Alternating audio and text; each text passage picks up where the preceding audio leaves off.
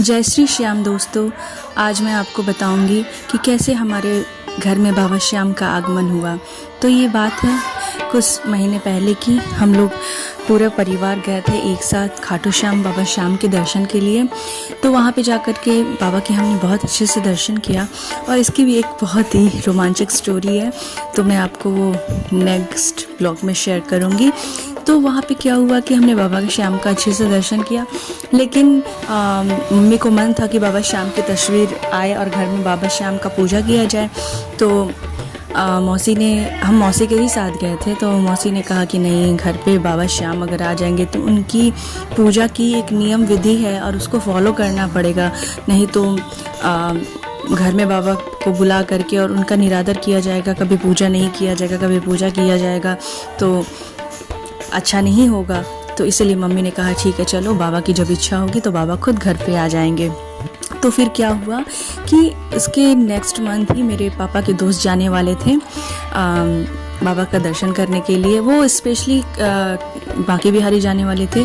फिर उन्होंने कहा कि मैं वहीं से राजस्थान चला जाऊंगा बाबा श्याम के दर्शन करने के लिए।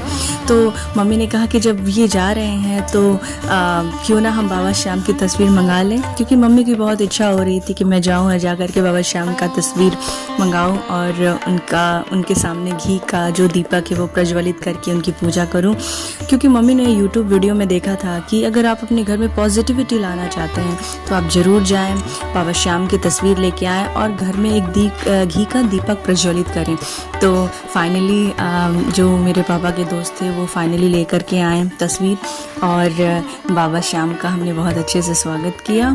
और ये उसी की तैयारियां चल रही हैं। मम्मी चंडामृत बना रही है और मम्मी ने बाबा श्याम के स्वागत के लिए लपसी बनाया था। लपसी जो आटे और घी और चीनी के मिश्रण से बनता है, ये स्पेशली हमारे उत्तर प्रदेश का स्पेशली मिठाई मान लीजिए।